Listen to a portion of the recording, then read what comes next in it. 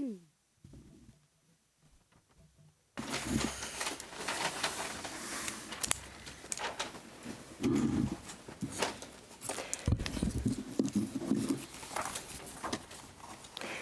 a little bit longer than a minute, but I wanted to give Mrs. Goodwin an opportunity. So good morning. Welcome to the monthly work session dated April 17th, 2018, 8:30.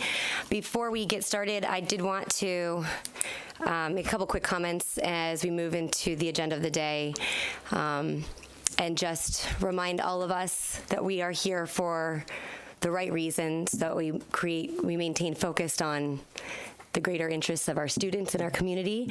I know there's a lot of work in the agenda that is before us today, so I look forward to a healthy discussion as we move forward and a productive discussion. So with that, first, I'd like to welcome Pinecrest Academy Gulf Coast application.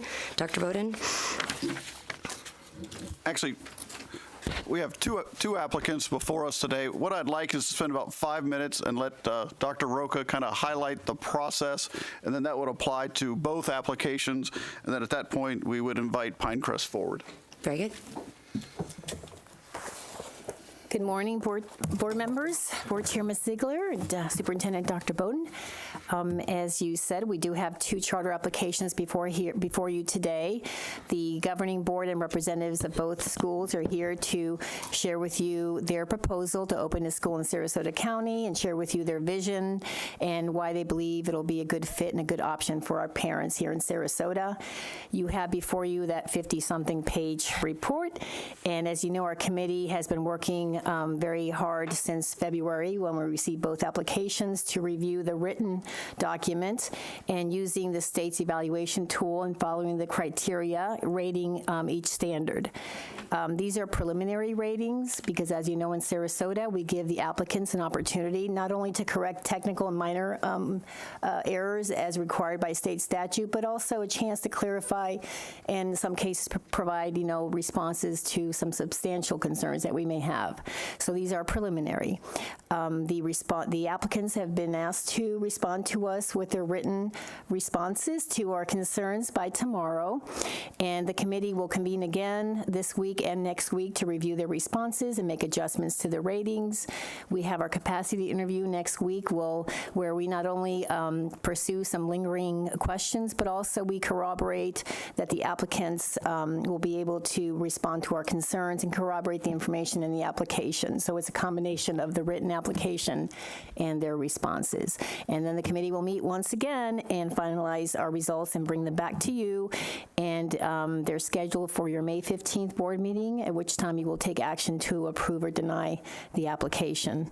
I always have to give kudos and recognition to the committee. We have, it's a pretty extensive committee with experts from all areas, and also we bring in a charter school leader and a community member to help us go through the process. So with that, I'll turn it over. I've asked the applicants to verbally, of course, to introduce their members and to verbally give us a brief overview of their proposal, and then for you to discuss the committee's findings. Okay. Caroline. You're not supposed to ask me questions. You're supposed to ask them questions. I'm sorry, I have to ask you a question. Last night we received clarification from one of the applicants, and since the committee has not had an opportunity to review that, I did not take that into consideration when I was reviewing. I reviewed the original application, which came from staff. I did not review what came directly from the applicant. Right, and that's fine, and we like it when they turn it in early. Tomorrow is the deadline, but they can obviously submit it early, and then we will go through that for you and come back with revised findings. So that's what I would prefer, and that's why I did not want to. And that's I did fine. not That's want to surpass the process. Okay, thank you. Thank you.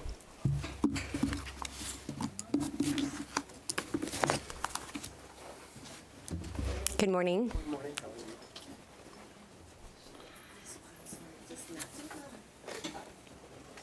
Good morning.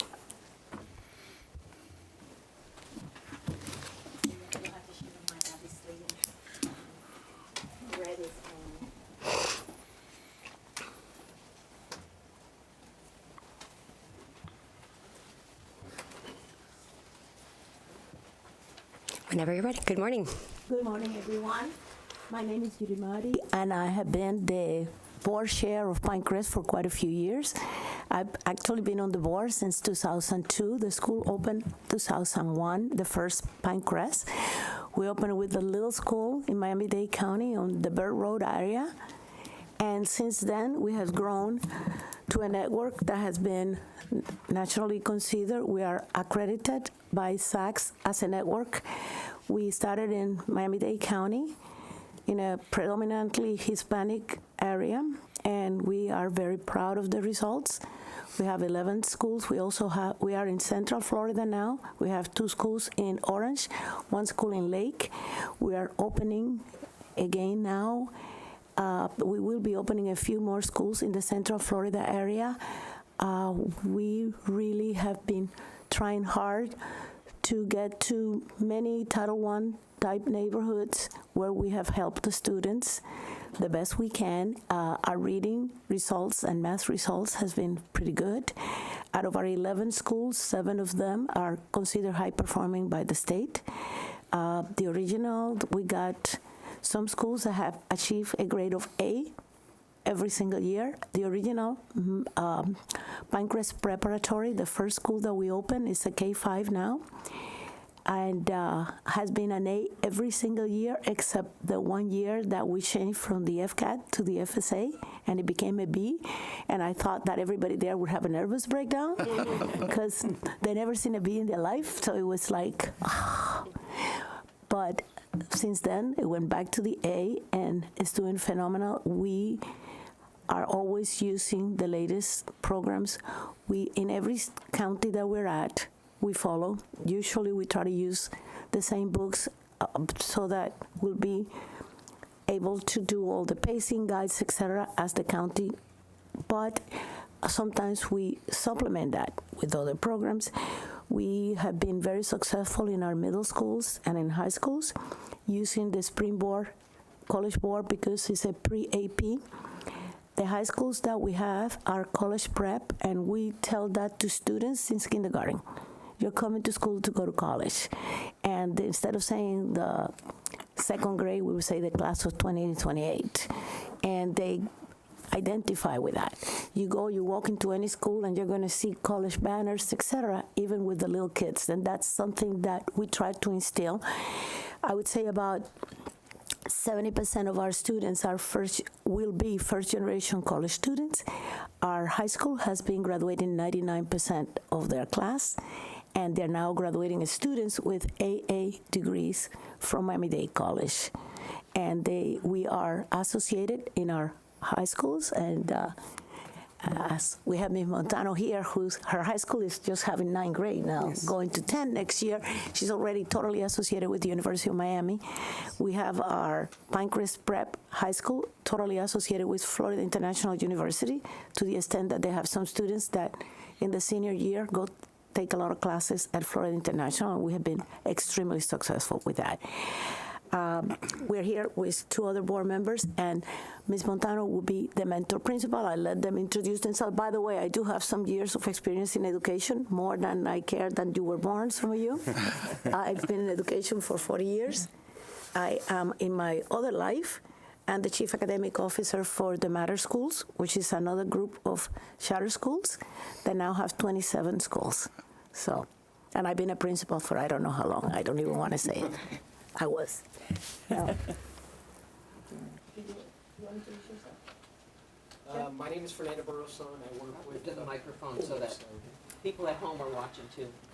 My name is Fernando Barroso, and I work with Academica here in Central Florida.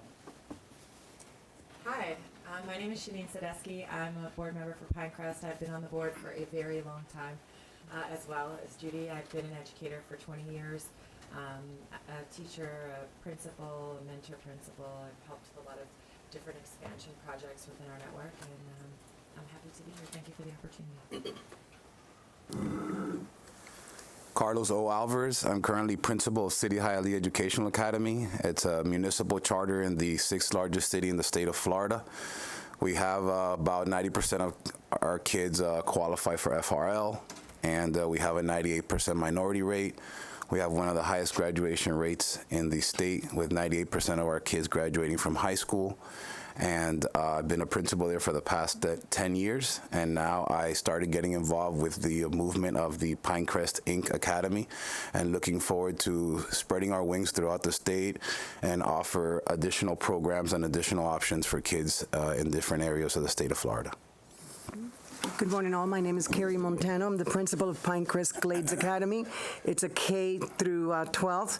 Presently, we have kindergarten all the way to 9th grade. Eventually, we will have 3,000 students, and I, like Judy, have done it all. Did board members, do you want to go around and start asking questions as a starting point? Sure. Okay. Mrs. Brown or Shirley? Yes, in a workshop, I'm Shirley. On the board table, I'm Mrs. Brown. Tell you up front, I'm generally leery of charter schools that come into a community, you know, from the outside with a different corporate partnership overlooking them. Because we have some very successful charter schools locally, but they were started by local people and run by local people. What do you have with the local people? Who do you have from our community that will be working with you? Do you have any local board members, or are you going to be, you know, and who's going to be running your school on a day-to-day basis? Well, the running of the school in all of our school is by the principal. The board appoints the principal, and the principal is really like an executive person in that school. However, every school that we have a local, you know, the SACs, and we have a very active school advisory council. We meet in Central Florida. Our board, we're very flexible. I don't even know, I think I talk to my Central Florida people at least on a daily basis. We're very open. All of our board, we have a Skype, and they could go to any of the schools and participate in the board if parents want to participate. We also would meet. We rotate. We would have meetings in Miami, meetings in the Central Florida area. Once we have this coast, we would have at least once a year meeting here, and we invite the community. But even when we got the meetings are open in every single school. Any kind of parent, any kind of situation is dealt there. Our principals are pretty strong principals. They report directly to the board. Every year, we obviously evaluate the principal, and we have been happy. We haven't had to tell anybody to stop being a principal. Whoever has left is because they move or any other reason. We have a very steady. The principal that was the first principal of Pinecrest is Dr. Susie Dopico. She's now principal of Pinecrest Cove. She's also the executive director. We have a group, what we call is a principal coalition, and like those principals will be meeting next week, as a matter of fact, and discussing issues together from the entire state of Florida. So for clarification, the SAC, that's a school advisory committee. Correct. That is going to be made up of the teachers and parents from, and you're going to give them, I would imagine, probably more autonomy than some of our others want.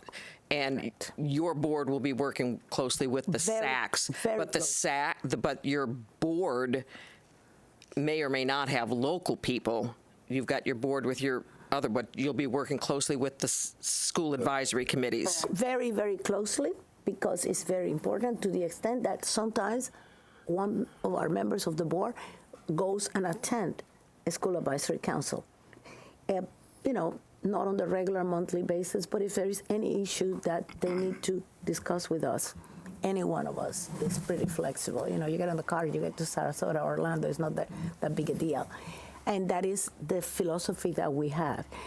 I think that when we open a new school, the new principal benefit very much. We do have a system of having a mentor principal. In this case, the mentor principal would be Ms. Montano, and when you talk to her, you know why. Thank you.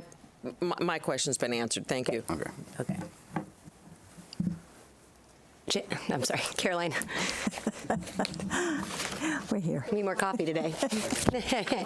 Well, it doesn't matter. So Go ahead, Karen. What I'd like to talk to you about is the school model to be replicated has not consistently demonstrated academic success for all students. Not all Pinecrest Academy schools are A-rated schools. The schools in Orange County, the Pinecrest Prep Charter School is a C school, and the Pinecrest School received Fs in its first 2 years, then a C, and finally received a B rating in 2017. So that does not say to me that that model that's going to be replicated is a high-performing school. Well, I think what that does say is that the perseverance of the leadership and the board in supporting of schools in different demographic areas, and the goal in mind is always to give students the best opportunity to increase in their learning and position our schools to be successful. As you all know, in being educators for a long time, there may be a transition window, but what you can see from the results of that school that you're speaking about, ma'am, is that what speaks to me as a board member is perseverance, a will not to give up in that community, a will not to give up with those demographics. And I think that's a testament of what this Inc. and this academy is about, that regardless what community we may be in, there will be no quit. There will be no quit in our leadership. There will be no quit in our principals. There will not be any quit in our board. We will continue to work with our school. We will continue to work with our advisory committee in the different communities that we're in. And we will do that until we accomplish the goal of continuing to be high-performing schools. But it took you 5 years to get there. So what happened to those students in those 5 years? Okay, one of the things that I'm going to say is when you open an elementary school, not everybody starts in kindergarten. So Pardon me? Not everyone starts kindergarten.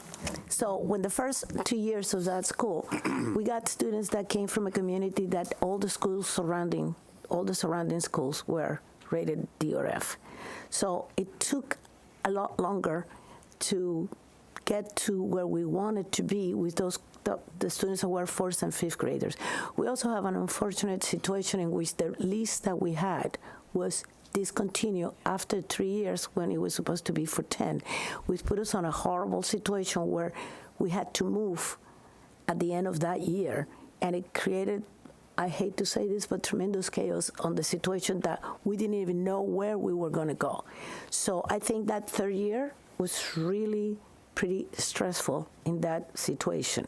Once we settled in a place that we weren't going to get thrown out, because we were at a church before, and now we have our own location, it totally changed the atmosphere.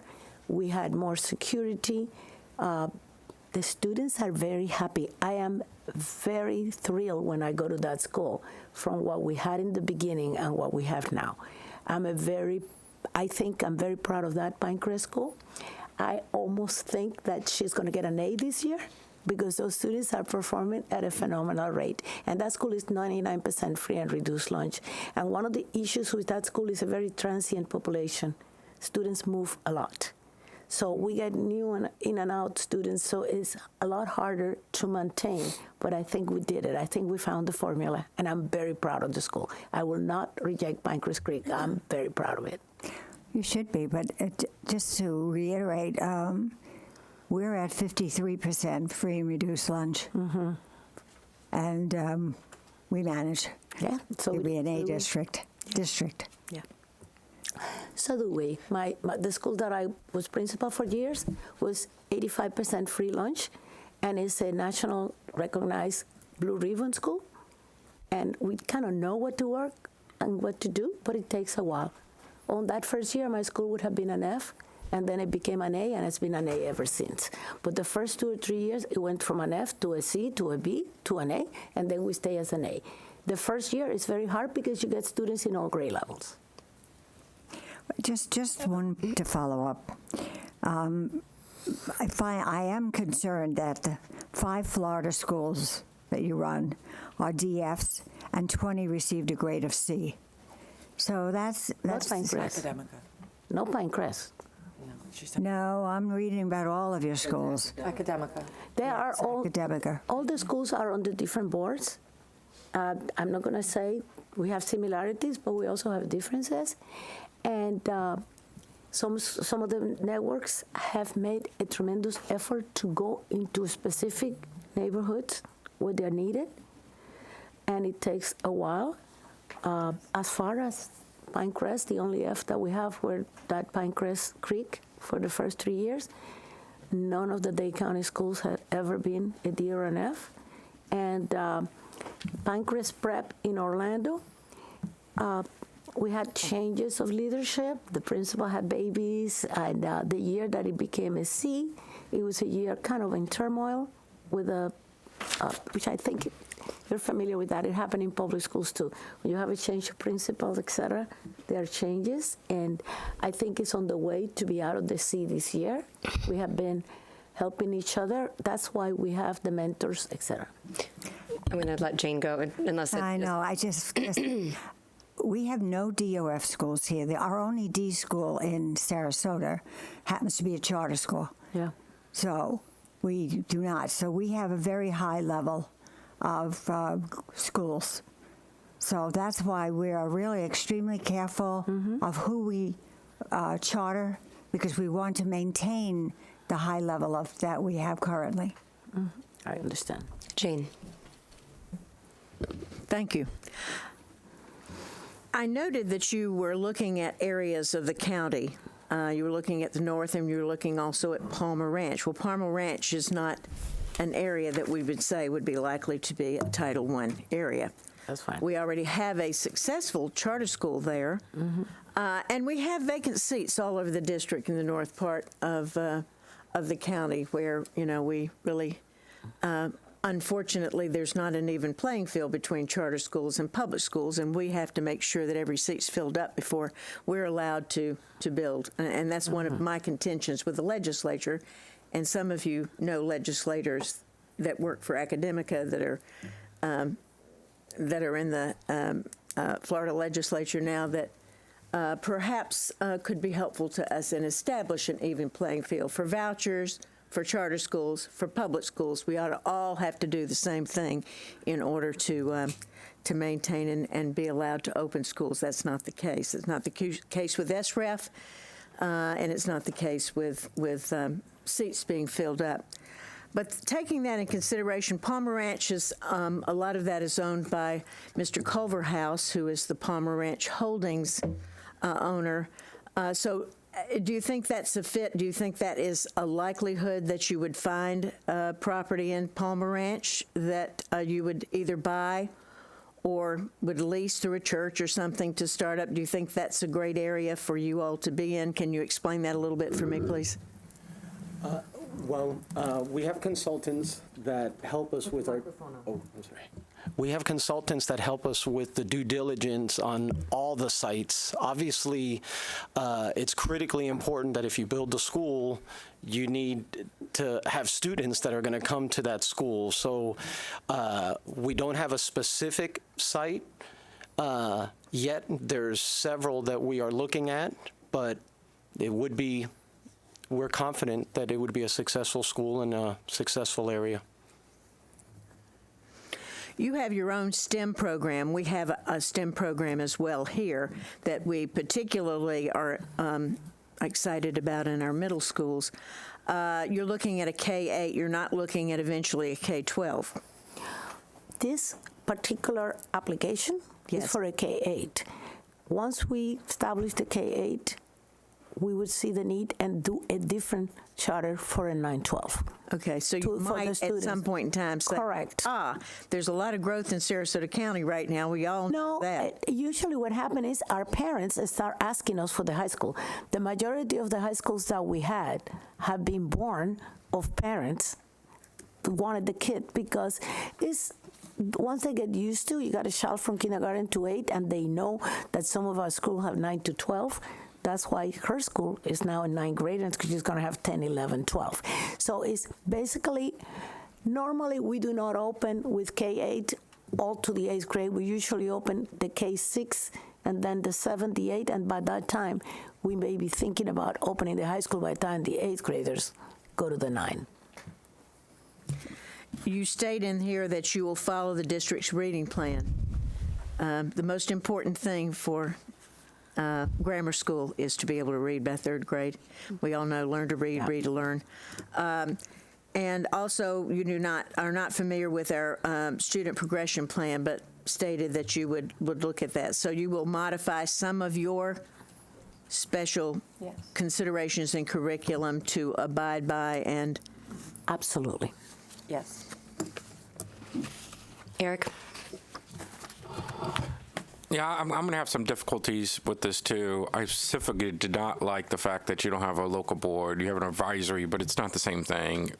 We've had issues here where parents, want a certain amount of accountability, and they come to us looking for it, and we have to tell them they have to go to the board. And if the board's meeting in Orlando or Miami, that really doesn't do it for them.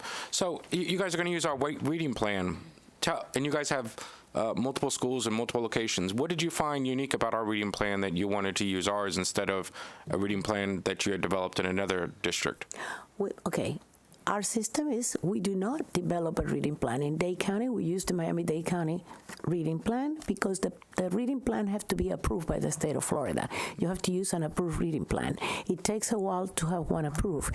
And if we look at the... So why are you using ours instead of the one in Miami-Dade? What do you like about our reading plan? I think the fact that the students that we're going to get in 4th, 5th grade are going to be using that reading plan before, and there's no reason to change.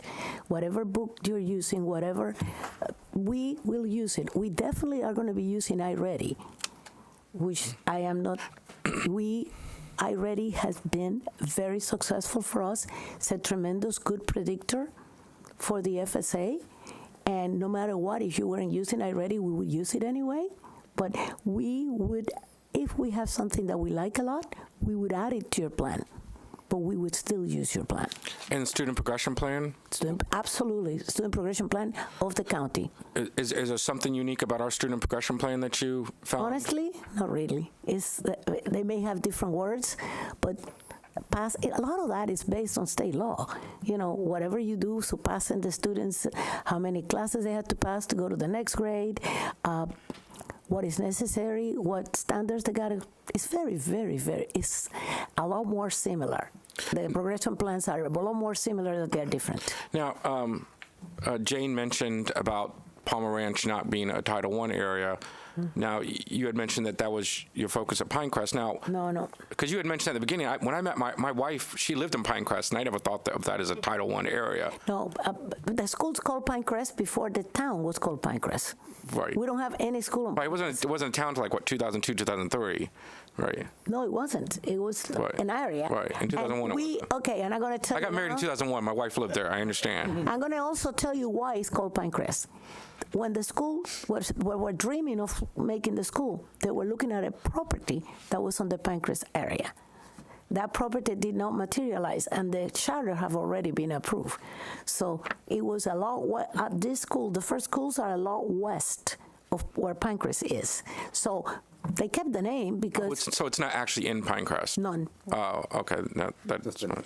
It's just a name. But I really have a problem with the organizational structure where there's not a local, the principal isn't accountable to a local board in the community. I definitely have an issue with that. So maybe I can help alleviate that. As still a current principal, all our schools are an extension of our community. And one of the things that we do within our Inc., our network, is again model best practices. And we know that if a school were to open here in Sarasota, the first thing that principal has to do is start beginning to establish relationships with all stakeholders, community leaders like yourselves, depending on the municipality or area that they're in, connecting with the local colleges, especially if it's a high school in the future. I'm a leader that I like to lead by example. And if I'm going to lead by example, I would want to share I would want to share my failures that have led to my success. And I know for a fact that our schools are an extension of our community. It is our responsibility to make sure that we build those relationships with all stakeholders in the community here of Sarasota. And I do give you my word, and I know it's just a word, I'm not signing any document, but I do give you my word as a board member that I will make sure that the principal that is selected, if the school were to open, would begin having those practices of establishing relationships in this community. And I think, just to add to that, one of the things that I think is really remarkable and I'm proud of with our board is that we are very hands-on. Even though we aren't physically living in the community, we are constantly at the schools with our principals, talking to our principals. As Ms. Marty said, she's speaking to them on a daily basis. We know them by name. We go to their schools. We're familiar with the different strengths and areas for improvement in each school. If a parent wants to meet with us, in many situations, Ms. Marty actually, I know even recently, will go directly to the school herself and meet with the principal and the parent. So I think that we would work very, very hard to reinforce that not being an issue and being very hands-on in the community. I'm sorry, excuse me, Dr. Bowden, you had a comment? No, I think that answered my. Oh, okay. Eric? Yep. The other thing that you mentioned was STEM, and we're very proud of our STEM, and we kind of mold through the community, and in Dade County Public Schools are qualified as gold, silver, bronze, or that they participated on the STEM project, and it's very intense. When the visit come from the district, we have 9 to 10 people come and visit the schools, and our Pinecrest schools, every one of our Pinecrest schools have qualified, and this year for 16, 17, we don't have obviously 17, 18, because it's a conjunction of things, including grades in math and science.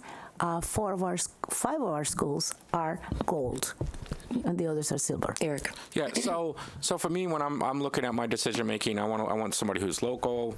I'm not going to check that. You know, I want somebody who's going to differentiate. There's going to be somebody come behind you, and they got an innovative process. We'll see whether it's the right process or not. But I don't want somebody who's just going to come in and do what we're doing, because what do I need you for? So what is it that you're going to be doing that's different than what we're doing? Because right now, we're in like Ms. Zucker said, we're in a district. We're doing great. I imagine any school that's going to be there, it's going to succeed. What is it that you're doing that's going to be unique and different? That's going to say, okay, it's something we can't do ourselves, so let's go ahead and let a charter do that. What's the innovation?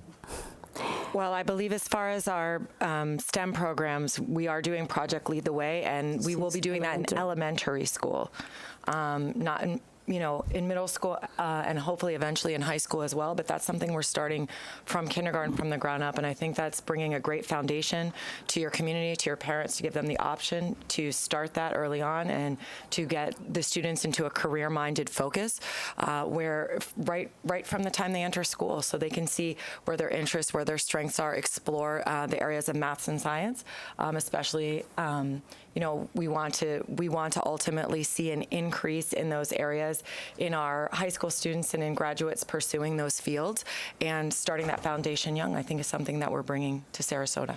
We also have the PBS, which is the positive behavior system, and 2 or 3 of our schools have been qualified as national because of the sample of how good that works there, the positive behavior. The other thing is, as far as STEM, Pinecrest South has for 2 or 3 years in a row, and they're going now to Kentucky, competes nationally in the elementary level for robotics. And I think international is the international competition in Kentucky, and I believe last year they were 4th or 5th in competing internationally in robotics. And those are little kids, and it's fantastic to see them. And our success is your success if we're in your community. They're all our students, so. So I have a couple questions. Thank you for being here.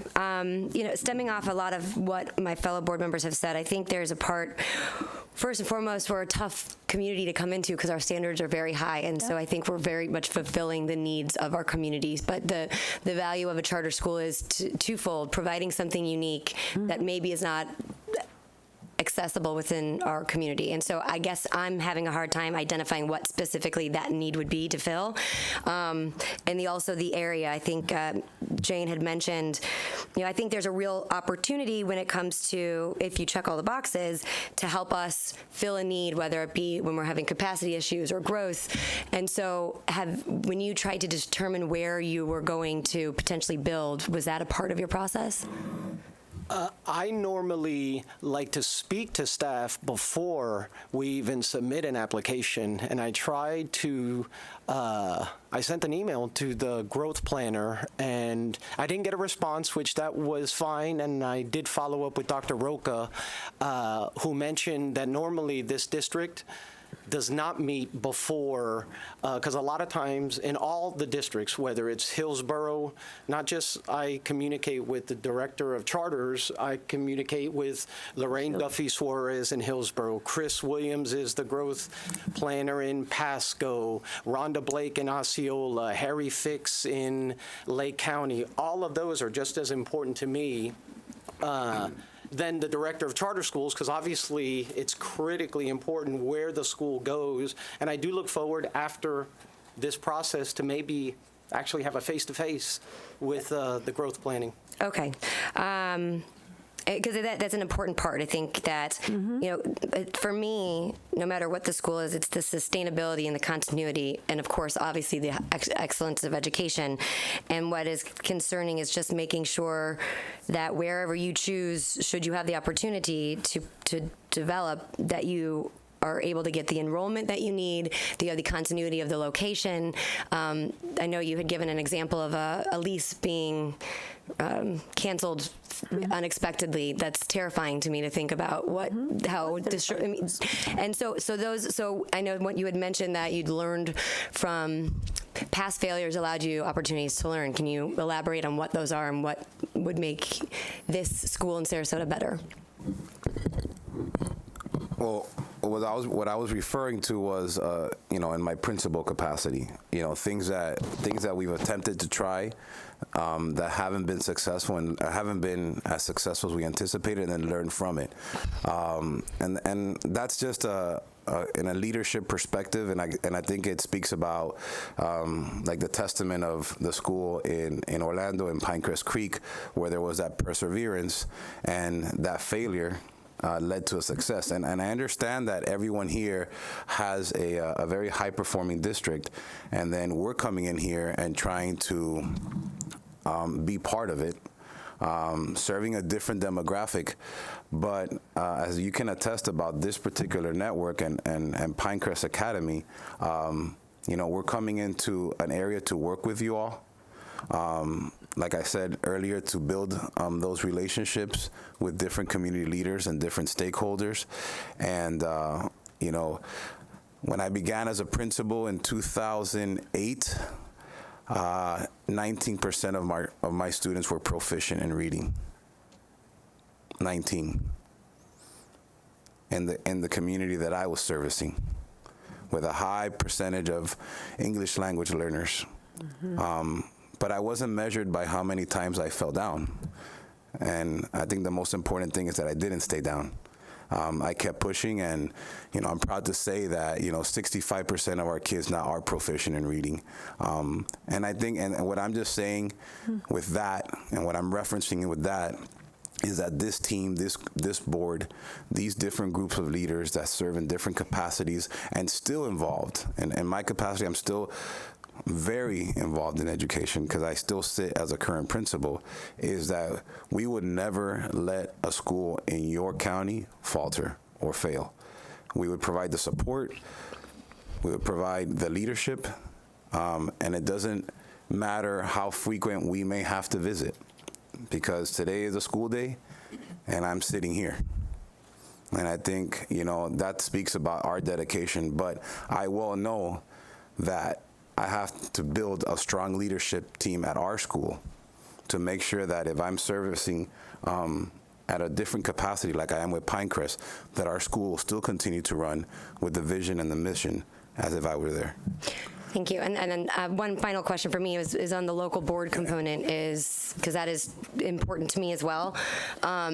Would there be an opportunity to amend your excuse me, hold on one second. Would there be an opportunity to add a local person to be a member of the board? Absolutely. I know you had mentioned you had a comment, and then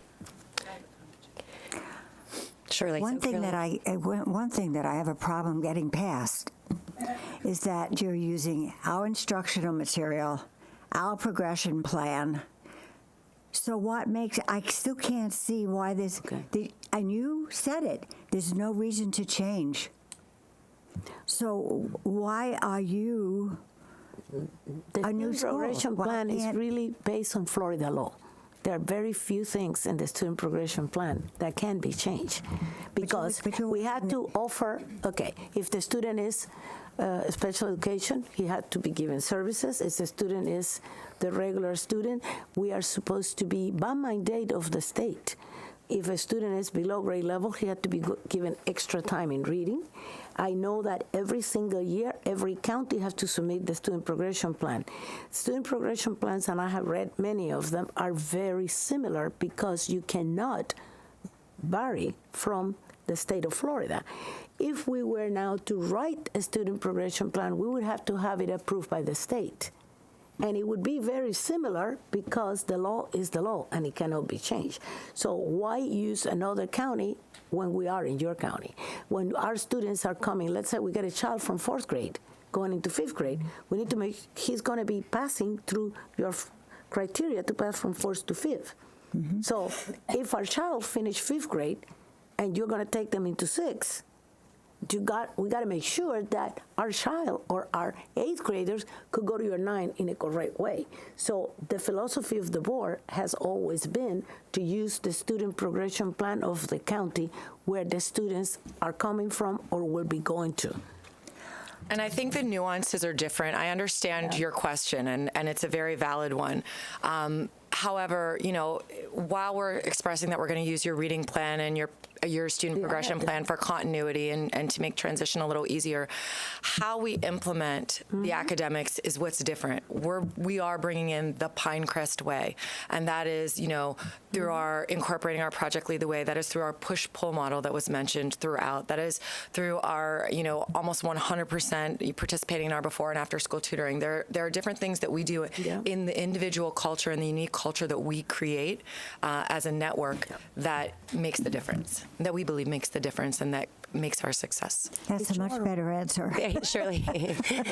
Shirley, It's more of the how, methodology of instruction. You go to the class and you go from one Pinecrest to another and you see so many similarities. I just visited quite a few times the one in Lake County, and it's a brand new school. But when you go around, we have the same common board configuration on the board. We have the same way of teaching in groups, teaching along. It's more of the how we do things, or what we do, because what we teach is the standards of the state of Florida. There's not much you could deviate because they're going to be tested on the same FSA. There is no special test for charter schools. So, well, frankly, I'm somewhat relieved that you want to follow and that you understand if they've been going to our school and then you pick them up in 2nd or 3rd grade and they come back in 5th, 6th, or wherever, that it needs some continuity in there, that you have some other issues like the before and after. I don't know what the push-pull is, but, you know, so I feel comfortable with Pinecrest. I feel comfortable that you have the right idea and the right mindset, in that I think your heart's in it. Where I have my main concerns is your education service provider, Academica.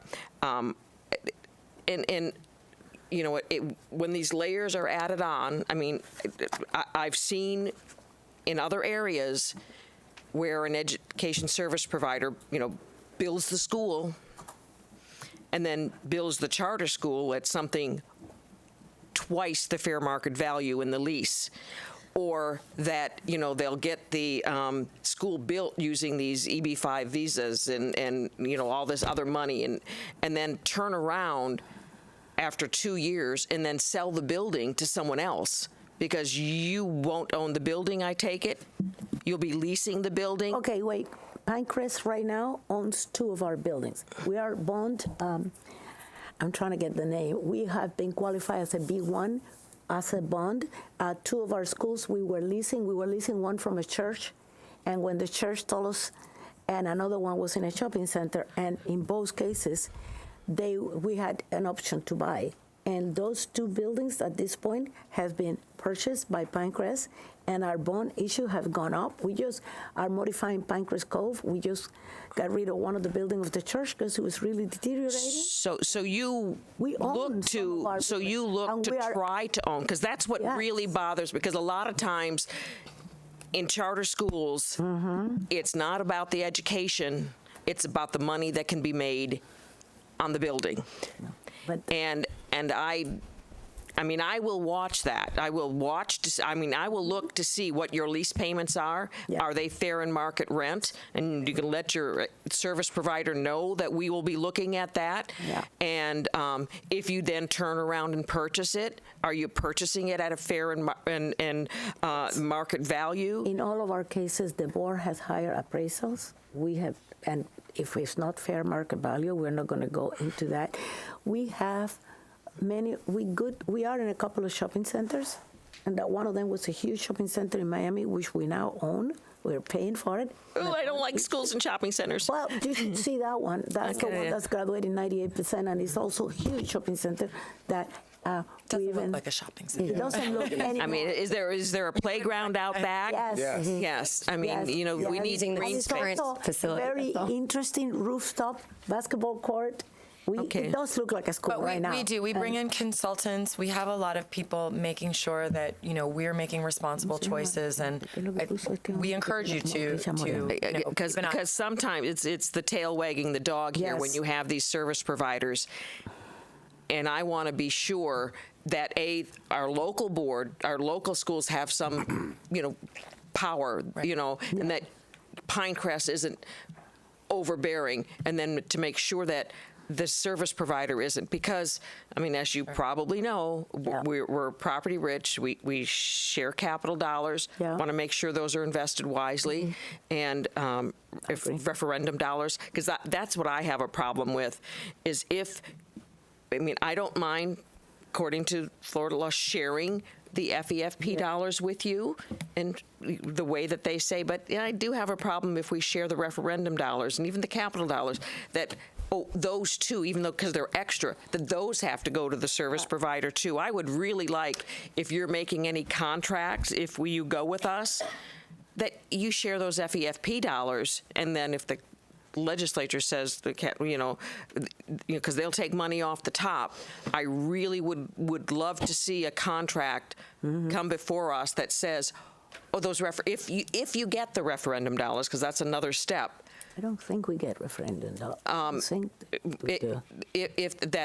Those dollars stay in the community, because I know also that sometimes the dollars from one school get transferred to another. I want to make sure that all of the dollars that we give you stay in Sarasota County, because I totally agree. Most of our cases, we are paying more in repairs and in improving the schools than what we get on capital. The capital outlay doesn't cover what we do, because if you go to any of our schools, you're going to see Promethean boards. You're going to see that every student has computers. We are very rich in technology, which we didn't mention before. And our schools, you have to see them. I would love to invite any of you to visit any of our schools. You could go Lake County, which is closer. You could come to Miami and see some of our kindergarten to high school. But go to Miami, where would we have lunch? Shirley, I know Jane has a question as well. So the other thing I wanted to say, in 2014, and then in 2017, we have non-taxable bonds, because I wanted to Miami-Dade County Industrial Development Associate Agency, and they're rated by Standard & Poor as a BBB investment grade. Triple B? Yeah. Supposed to be one of the best for schools. Jane? Do you remember? Well, I know that you're affiliated with Academica, and of course, Academica has stepped up to the plate in Jefferson County and took over a K-12 school there when no one else even attempted to bid. But here we have a different situation. We have an A district. We're not growing. This district is not growing. We have a need for an elementary school in the middle part of the county in 2026. This is not 2026. If we look to our south to Lee County, we see a growth of 1,500 to 1,800 students a year, and I think it's off the Richter chart in St. Johns County, where they're growing at 22%, and I don't know what that equates to in students, but that's really not the case here. So one of my concerns is the ability to, from a capacity standpoint, to populate your school. And who do we populate the school with? Do we populate it with Imagine School, which has K-8? Do we populate it with our other schools as an extension of Ashton, which is crowded, and some of the other schools in the central part of the county, Laurel, Nokomis, and so forth for middle schools? So those are really my big concerns, is do we borrow from Peter to pay Paul? Do we take schools, because you're not concerned about capacity as we are. You're not concerned with filling up all those seats for all those schools and having some left over. So that's really my biggest concern. I think you all have the right to have who you want on the board. I understand what we can and can't do from a charter school standpoint. I'm very close to our charter schools. I feel that they are part of us. We work with them. I'm just as comfortable working with and spending time in a charter school as I am in a public school. And they are mostly homegrown. They are mostly nonprofits. And they do reflect our community. We are so nonprofit. That is always a concern for me. But I will be looking. Pinecrest is a private school in Fort Lauderdale, correct? Is there a? It's totally separate affiliation. But I know the owners from 100 years ago. Yeah. I had a college mate whose grandmother owned that school, but that was very expensive. Well, that was a little confusing to me, because when I hear Pinecrest, I instantly always think of the private school. No, the name was, like I said before, we were going to be on the community of Pinecrest, which wasn't even a municipality at that point. And then, because it's important for us to be able to afford the place we're at, we couldn't afford it. It would have been too much, because Pinecrest is a pretty high rent district in Miami-Dade County, even in those years, and it was no way. But by the time we couldn't get into Pinecrest, we already got an approved contract. We already got a school. Charter school approved, and we found, and by the way, Pinecrest, the original one, was a banquet hall converted into a school. We rented from the banquet hall. And, there's a landlord, et cetera, that we pay, and it has been fixed, and it's a beautiful little school, but it is at capacity. That school have over 3,000 kids in the waiting list when we opened the second Pinecrest, which was Pinecrest South, and then we opened Pinecrest North. They are all on a general vicinity of Southwest Miami-Dade. They are kind of close to each other, but they have grown from excessive waiting lists in the existing schools, because we're not crazy. We don't want to open a place and leave it empty. Thank you. I want to be sensitive to our timeline, and I know we have another presentation. So just to confirm, any last-minute questions, statements, everyone has the information they need? Very good. I greatly appreciate your time, and I would be remiss if I don't thank our mighty team over there at our Office of School Choice, Natalie Roca and Katrina Ward, and the committee, because it's a tremendous amount of work, and so I appreciate your time, but thank you very much. Thank you so much for your Thank you. Have a great day. Safe travels.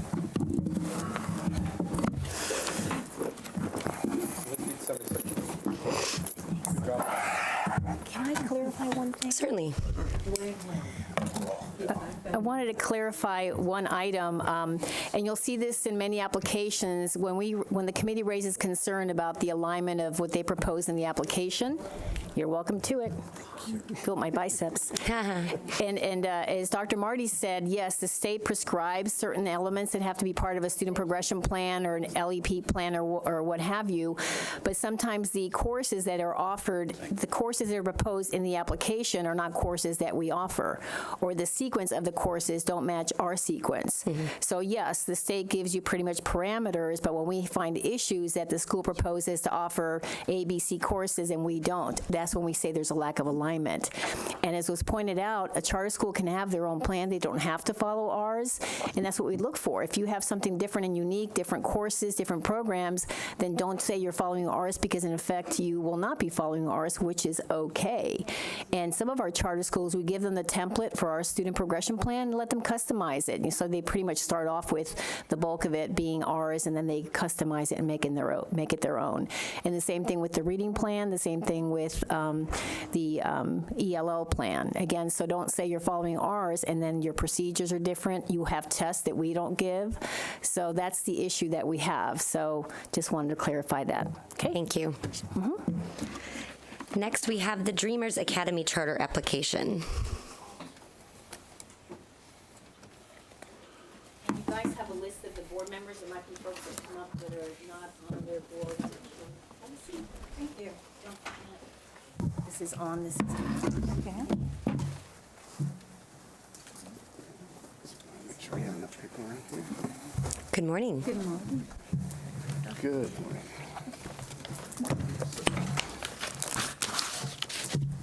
See some recognizable faces here today. Absolutely. So we have a PowerPoint. I don't know whether there's a way to bring that up, or if we have.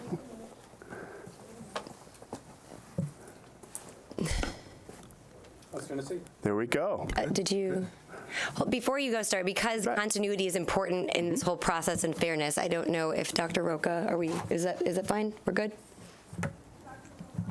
Hold on one. Not, but I mean, it's really the discretion of the board. Just the disclaimer that this hasn't been vetted. This is the material from their academy, and it takes up time for questioning, but that's really the discretion of the board. But these are not materials that were presented to the district or vetted by us, but it's your call whether you want to use them in the presentation or not. Is there any objection? Yes. How long is the presentation? Under the 10 minutes that you asked us to. All it really is just talking points through us. Okay, and the only reason is it's just to looking at the large picture of how we are processed to be fair and balanced. So any other objections? Proceed. Go ahead. Yeah. Well, for someone like me, small of brain, it's a little easier to go through things. Anyway, thank you, Madam Chairperson. We appreciate it. Superintendent Bowden, thank you. We are Dreamers Academy, and we are local, obviously. Very happy to be here, and you probably do recognize some faces here. We're very proud of the board we have put together, and I thought if you can change, we probably should go through first, have everybody introduce themselves as to who they are and their role here and what they've accomplished in their careers would be great. Steve? Good morning. Is this good? Thank you. My name is Steve Zicafus. I am a co-founder of an educational consulting company, but also an educator for over 27 years. I've been a teacher, an instructional coach, a data coach, a reading coach. I'm currently a leader in Manatee County. Additionally, I represent on the board assessment and learning, instructional programs, professional development, and aligning our learning efforts as an organization to what the students need based on the population in front of us. Dan Kennedy, I think most of you know me, 46 years in education. Hi, I'm Jerry Chaffee. I'm the chair of LULAC Sarasota. It's the largest Hispanic advocacy and civil rights organization in the country. I started my career in communications. I headed a public relations and marketing firm for about 15 years. And after that, when our kids were little, I got extremely passionate about education. I was a teacher, a language teacher, English and Spanish, for many years, and right now I'm managing affordable communities for mostly Hispanic residents. I'm Al Widener, your former Deputy Chief Financial Officer. Yes, retired one year and a few months.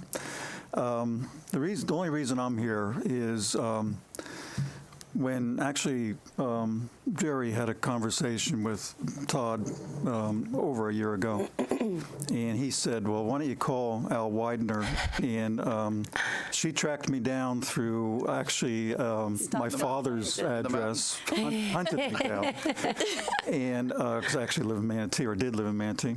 Anyway, as they gave me more and more information all the time, and I saw the data as to the ELL population, and they weren't really scoring very well.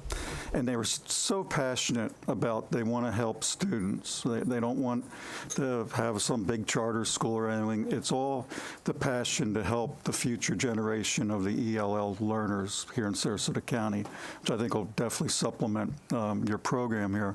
So that's the only reason I came, and I agreed to get on the board. Now, I'm going to be a founding board member. I will only stay on for a year, or as long as it takes to get the school up and operational, because I do live in Tennessee, as you do know, and I do go back and forth because I have a father that's 93 and not in good health, unfortunately. So being I'm back and forth all the time, I decided, okay, these people have such a passion for students, for learning the ELL population, that sure I'll help on the financial side and jump in and use whatever my expertise in helping them establish this school. So a little longer than I thought I'd say. Welcome back. And not in attendance right now is Dr. Rubilinda Zicafus. She's currently testing. She's a principal at Daughtry Elementary in Manatee, and also a professor at University of South Florida, training our teachers in pre-service, specifically in reading. And her PhD is actually in teaching English language learners to read. So that's who we are. For me, anything you want to add? One more board member. Well, Elizabeth, I was going to bring her in, but go ahead. Muy buenos días. Es un placer estar con ustedes aquí. Hace muchísimo tiempo que no los veía. Good morning. I am actually Elizabeth Cuevas Nunder, founder CEO for the Puerto Rican Chamber of Commerce of Florida, dedicated to domestic trade between Florida and Puerto Rico. But I'm also the founder of a long-time program that you all benefit, which was the Miss Latina program, which Dan Kennedy used to have so much fun with our girls, right? All of them graduated, and the last one was 4'11", 90 pounds, and she's actually a traffic controller in South Korea. So all those girls that we didn't charge a penny, and every Saturday they were in my house, they became immense, beautiful women, bilingual women, great mothers, great wives, and I think this school is going to be a beacon of opportunity for Sarasota County, who has been an incredible school system. And all my children have gone through Pineview graduates and also the military academy, so I know both sides. Thank you. Thank you. Excellent. Thank you, Elizabeth. I'm Tom Chaffee, and I apologize. I am the least qualified, I think, at this table. I taught for several years, found out it was better in the boardroom than the schoolroom, and went on to a school board position and have founded 11 successful companies and or taken them public. So my skills are in operations and finance. Okay. If we can hit the next thing. We do want to say back up one, if you don't mind. A very special thanks to Dr. Harriet Moore and David Jones. They've been invaluable in this process, and I think they were going to try to come, but I don't think they were testing today. Dr. Moore has committed to helping us continue the program into middle school. And this has been very, very important to us because we are looking at K through 5, and she realizes that one of her larger challenges are getting kids with language difficulties and continuing and ensuring that they are able to compete. So, and So do you want to say something? No. Okay. Moving on. So why we are here, and one of the things is that we have identified a need locally and that we have seen. We know that over 10% of Sarasota County households speak Spanish in the home, and that they are Hispanics themselves are the fastest growing subgroup at the district level. 11% in 2005, up to 21.86% this year. Next slide. So, but what we have also found is that they're actually underperforming. So 55% of those Hispanic fifth graders are one or more grade levels behind in English proficiency. So hence why Dr. Moore is very, very interested in, increasing that proficiency by the time she gets them, hopefully lowering the need for remediation. 38% of those students complete 8th grade 2 or more grade levels behind, and ELLs in our A district only have a 58.6 graduation rate. So 4 in 10 are truly adrift. So we believe that language and culture themselves are the growing barriers. It's not the education, it is the language and the culture. Right now, our achievement gap is actually wider than the state. Our ELA scores are about 6%, as you can see, wider than the state gap. Our math scores are 4% wider than the state gap. Science scores 3% wider than the state gap. And social studies, unfortunately, at 12% wider. The gap committees have done a great job, we believe, here identifying. However, there is no ELL gap committee, which we were kind of surprised about. There is a Hispanic gap committee. So we were slightly concerned that this might be putting, our A district at risk, that either a gap committee should be formed or, as we said, let's step up and see what we can do as local residents here. Unfortunately, you would think that the trajectory would be, we'd be going the right direction. Alta Vista in the last year dropped 22 points from 54 to 32 on passing against the school being raised from a C to an A. Tuttle has the most ELLs. These are our, most Hispanic-oriented schools. With 300 students, dropped 17 points over the year. And we know that only 13% of Gocio's ELLs passed the FSA ELA last year. So the ELL district plan, however, has not changed over those ensuing 5 years. So we felt that looking at this, it could be argued that, are we doing a great job with the non-ELLs and sacrificing the ELLs to keep those district scores up? And that was our primary concern. The solution that we've seen across the globe has been what they call an immersion program. It is a program that allows for two-way immersion. That means that a certain percentage of the students are native Spanish speakers, and a certain percent of the students are native English speakers. Usually that's a 70-30 basis. There's 40 years of longitudinal studies concluded it's the only educational model that closes this ELL achievement gap.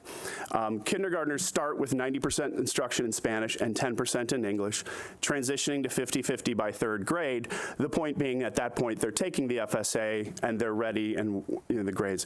This is an approved model by the FLDOE, and in many other states it's actually mandated by county and by school boards that they must have the two-way immersion or TWE model in place. Most importantly, I know we've had a very large push here in the district to try to get the families more engaged. If you can imagine a family that's coming to the school and can't communicate to the school nurse, can't talk to the attendance lady, can't engage with the teacher, let's go get the janitor, he speaks Spanish. That happens a lot. We see that a lot. So we know that as we can see, all the people behind us that are here to support, that these families want to be engaged, they just simply cannot. It's very difficult to come into a scenario where you don't understand anything that's happening around you. So that's important. Also important to notice that the growth in this model has been substantive.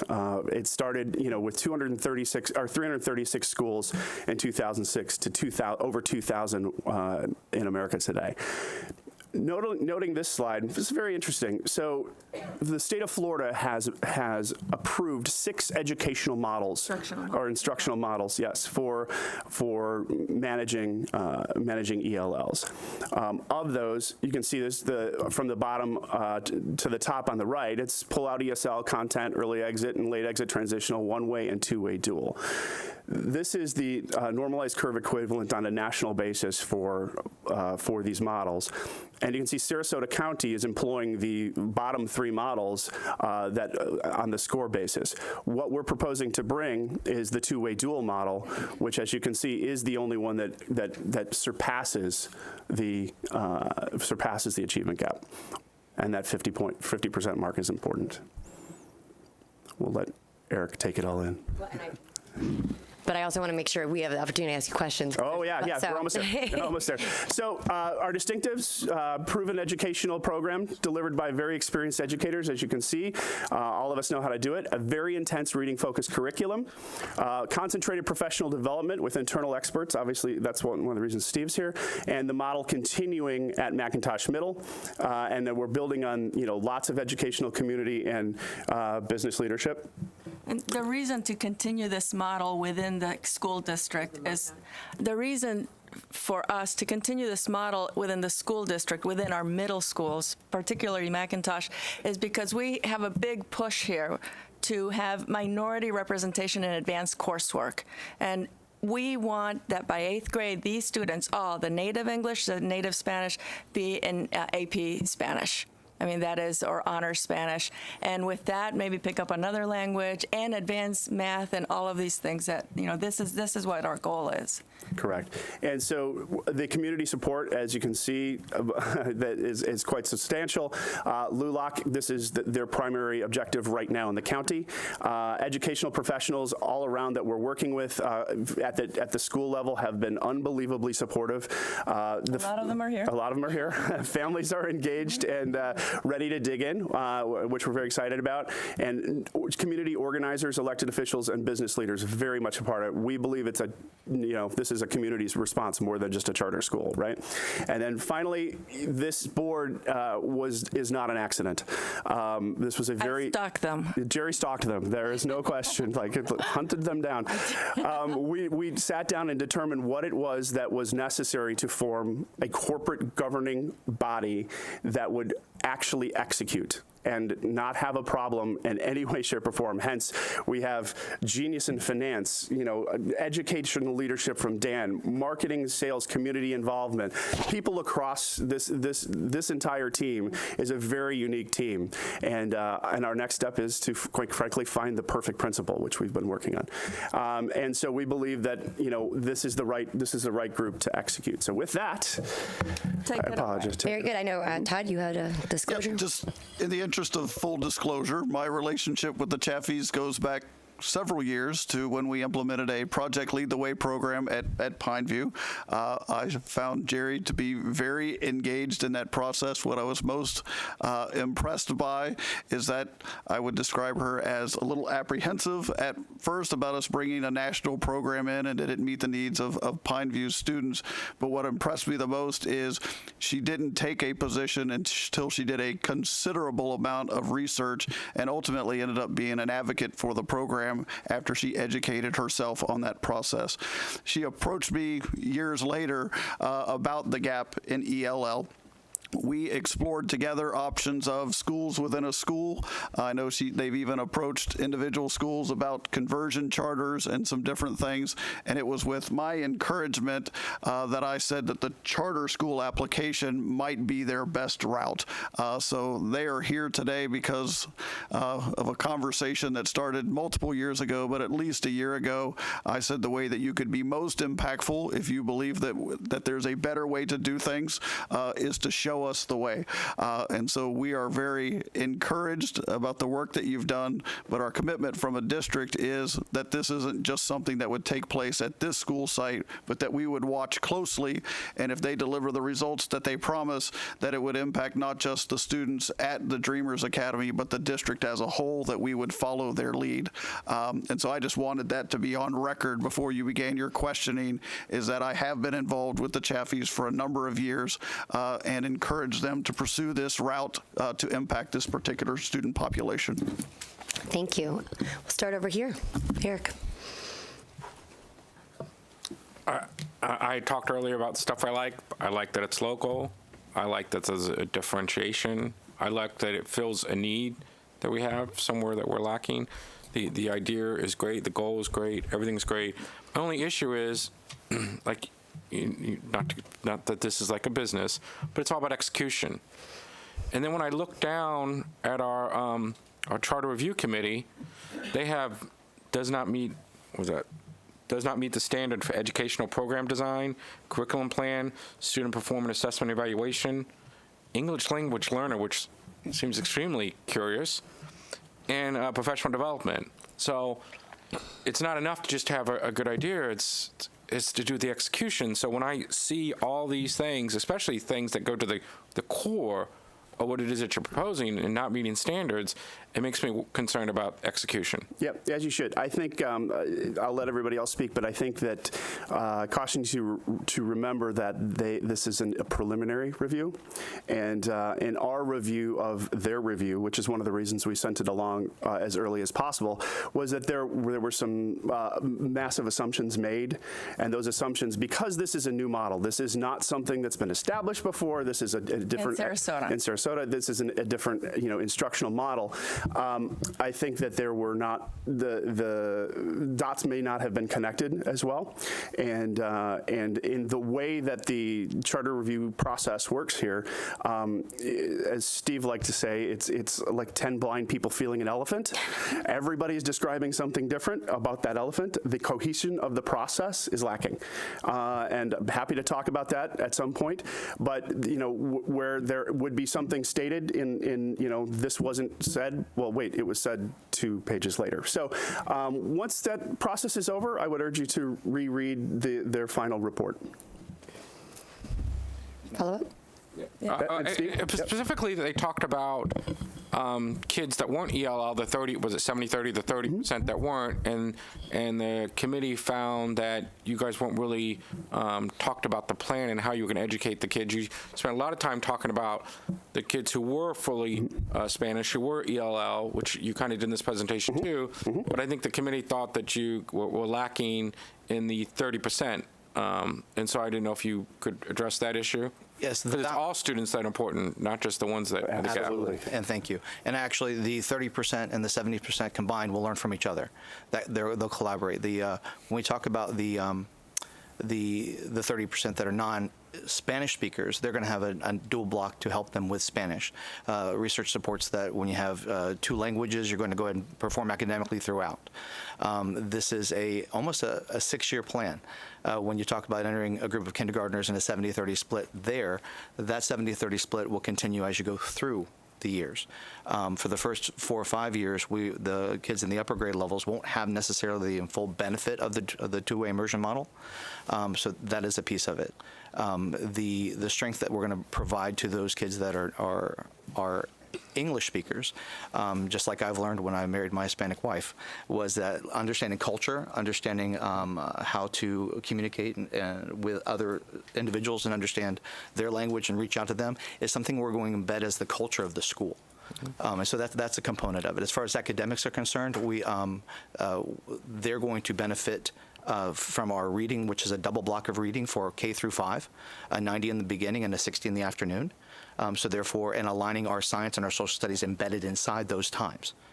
So especially when we get to the testing grades, such as 5th grade science and the writing throughout 3rd, 4th, 5th that is assessed, they're going to have the benefits of not only extra time but also added language. So well, I applaud you for your concept, and I look forward to seeing if maybe your clarifications, clears things up, that the curriculum. Absolutely. But I can tell you this much: I've been to the committee. They're great people. They're very diligent. They're very thorough. A lot of work. Multidisciplined. So I'm just telling you, it does give me pause about execution. Absolutely. But I look forward to seeing the final product. Thank you. Jane. I have several questions. First, Steve Zuckerfuss, you're in charge of is it Zucker? I guess I'm Zicker. I'm thinking of you, Caroline. You're in charge of assessment and professional development. Explain to me a little bit about what professional development will take place in the first year. Within the first year, there's going to be 4 venues of professional development. First of all, there'll be a summer retreat. Since this is a new school, bringing in all sorts of individuals together from all different backgrounds to go ahead and meet the needs of the kids. They'll need to understand the two-way immersion model as a whole. They'll need to understand what the purpose of the school is, which is has an affective part, not just an instructional part. Additionally, there's going to be professional learning communities throughout the year based on student data, based on the iReady data that's collected, and the Fountas Pinnell progress monitoring data, both in English and in Spanish. Additionally, they're going to have, we've discussed this, it hasn't been in final conclusion yet, early out Wednesdays, about 8 of them throughout the year, which will go ahead and focus on our next layer of learning for the upcoming year, sort of projecting what's going to happen there. Those are the venues real quickly. As far as, and everything will be based on identifying the school and creating identity for the school, such as an induction program, creating what our culture is going to be about. Additionally, going ahead and making sure we're using the student data to guide our conversation. When you talk about students who have received ELL services, these are kids that are typically behind because they have 2 languages in their brain, or maybe even 1. And so therefore, to have to work on their data, to know the kids intimately, to know the families intimately, to move these students forward, there takes a tremendous amount of adult conversation to align our arrows to move the professional development forward for those kids. Good to know. Okay, I can't say enough, Jerry, about how tenacious you are. We all know that you all have worked diligently for a long time. I think I've seen you almost every meeting and so forth, so I thought maybe you were going to run for school board. No. But at any rate, my concern, as Eric mentioned, is about the education plan, because that's really the important aspect for me, and 22% meets is not good enough. So I'm hoping that, perhaps we can glean some information other than this document, which I happen to have printed out, which you can see took a lot of time with my printer. But I did print this out and go through part of this last night because I wanted to know what you had to answer, and I would encourage you to go in depth and make some other answers, because there's an awful lot of this is false, this is untrue, and that's not what we're looking for. This committee works very, very hard and respectfully to them. They know a whole lot about education, and they do this many, many times over. So I would encourage you to maybe perhaps come up with some more detail in education plan. My biggest concern in education of elementary school is reading at capacity and reading at grade level by 3rd grade. You learn to read, you read to learn. I don't care if it's in Spanish or English, you need to be able to pass the FSA at 3rd grade. I don't see enough drill down in that piece. I don't see enough information in the curriculum piece. So the educational plan is very important, the professional development of that. My third and final comment will be teachers. Where are you going to get these teachers? It's really hard right now to find teachers. We happen to have a 4-year-old program at Gosio, which we're very proud of. It's the first year that we have had that program, and we found a teacher that was bilingual, and we found her in Miami, which is, Miami-Dade. But I think that is one of the concerns that I have, is being able to find those professionals with that skill set, because, teachers are in short supply in this area, and with specific background for ELL, for specific background for other things, disabilities and so forth, we find are very difficult to fill. So I would say get busy with this and come up with some more tangibles. Caroline. Could you explain to me how your program would work if a student comes in 4th grade? I understand in 1st grade. And how that would... Great question. Jerry, why don't you explain that? Actually, any student can come in 4th grade during the first 3 years. The TWE program needs to be started in kindergarten. Some schools started in 1st grade as well, but the results are not as well. Those kids have to, fall a little behind. So during the first 4 or 5 years, we can accept any student in 1st grade. But as the TWE program continues, and in 6 years we will be fully dual language, absolutely great point. You cannot just enter this program in first grade. That would have to be on a case-by-case basis. The only kids that could enter the program are kids that are already bilingual, who speak Spanish at home, or kids that don't know any English. And our vision for this program is that we have noticed that you have already about 37 kids that arrived from Puerto Rico into our schools. We have kids from Venezuela. I know of one specifically in Ashton that brilliant girl in Spanish. She's brilliant. Well, guess what? She's already, after months, completely discouraged. This comes from authority people I know. This program will give the district an option so that if you have a family that comes and their kids don't know English and they have a third grader and a fifth grader, you can obviously give them to their districted school, or say, there is another choice we have in our community that may be better suited for your family who is not English proficient. And those are the families that we will absolutely involve with our community, our school. Those kids will be supported, and they will immediately be able to enter a program where they will understand the science. It'll be a progression for them.